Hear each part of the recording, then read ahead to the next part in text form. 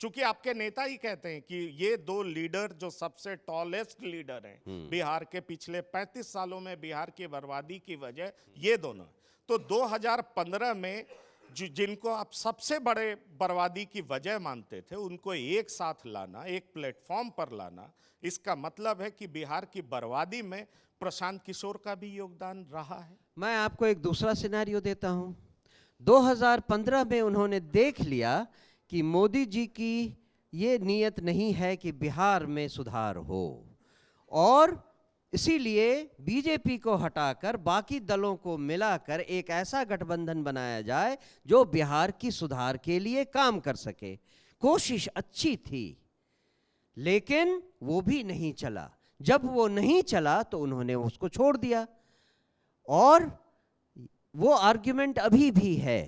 जब उन्होंने कहा कि मैंने जिसे भी आगे बढ़ाया, जिसे भी राजा बनाया, उसने जनता के लिए काम नहीं किया, और इसीलिए मैं इस काम को अब छोड़ता हूं। पर अगर ऐसा था सर, तो 2017 में बीजेपी और जेडीयू को साथ लाने का क्रेडिट भी तो लेते हैं पीके। कई मीडिया रिपोर्ट्स हैं। so. अगर ऐसा था तो फिर से इनको साथ क्यों लाया? मोदी और जेडीयू को साथ क्यों लाया? नीतीश को साथ क्यों लाया? ऐसा करते और हैं, इसलिए आपके नेता को सौदेबाज और सौदागर कुछ लोग कहते हैं। मैं चाहूंगा आप क्लियर करें, मेरा भी डाउट क्लियर करें और जनता तक आपकी बात पहुंचे।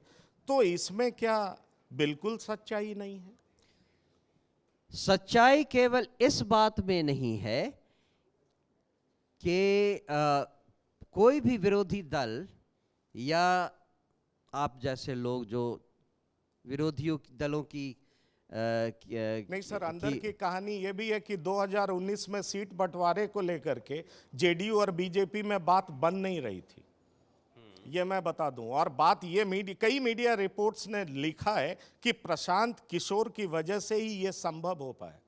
मैं वो शब्द यूज नहीं करना चाहता हूं, लेकिन सम्राट चौधरी ने सौदेबाज, लाइजनर, इस तरह पॉलिटिकल राजनीतिक सौदेबाज, ऐसा उन्होंने कहा।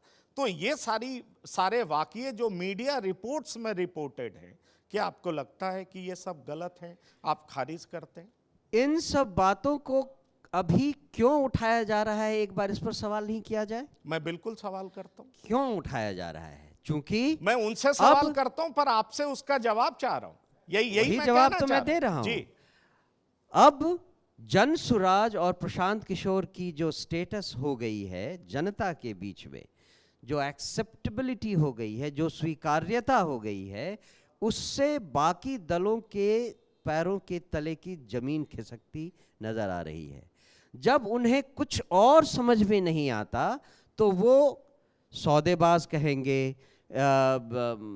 ग्रुप बी टीम, बीजेपी की बी टीम एक कहता है और दूसरा आरजेडी की बी टीम कहता है। ये सब तो जनता का दिमाग भटकाने का इनका नया नया तरीका है। हमें फोकस इस बात पे करना चाहिए कि आज बिहार को जरूरत क्या है।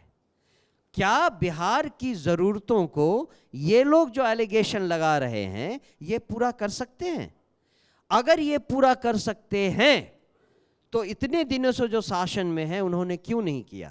Weather there was Prashant Kishor और नॉट, उन्होंने इतने सालों के शासन में बिहार की समस्याओं को क्यों नहीं देखा? क्यों नहीं उसका समाधान किया? उनके पास, मैं फिर से कहूंगा, उनके पास न तो नीयत सही है, न उनको मालूम है कि कैसी नीतियां बनाई जाए जिससे बिहार विकास के नाम पर एक पायदान भी ऊपर आ सके। 28वीं पोजीशन से देश में 27वीं पोजीशन पर भी आ जाए, इसकी भी उनको अकल नहीं है।